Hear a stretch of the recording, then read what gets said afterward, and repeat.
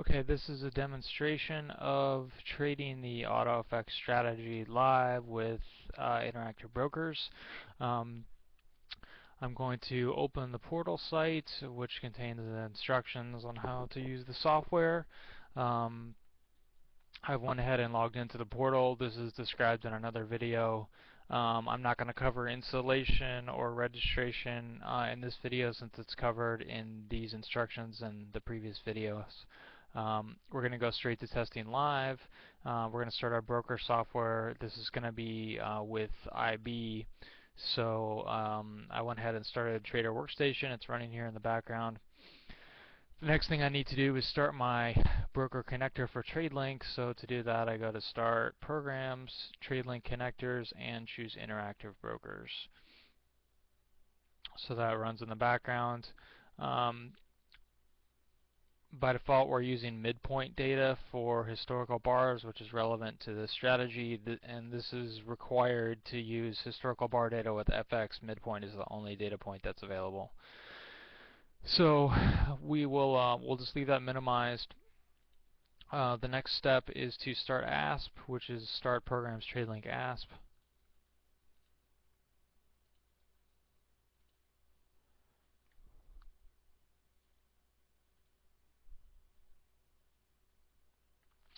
Okay, this loads ASP. It tells us we're connected to interactive brokers.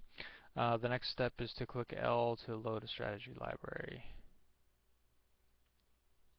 And I'm going to browse to the location where I installed my AutoFX strategy, which is Program Files, AutoFX.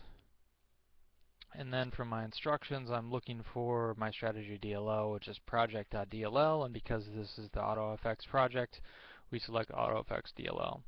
So when I do that, I can then look in my response list and see the same list of responses that I saw in the Kadena video.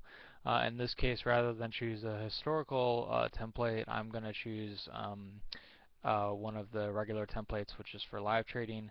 I'm just going to choose the non-default ones. And again, because I've already registered this strategy, it's just going to load up the list of parameters, and it's the same list that we see when we trade it historically, except as live is set to true, and as historical is set to false. So it's going to load from the same account file and the same symbol file. So if I choose accept, it's going to go ahead and load up whatever symbols have been specified there, and you can see it will also we requested bar data from IB. So that's all that's necessary to run the strategy. I think we've completed all the steps here in the instructions. If you have other questions, just open a ticket.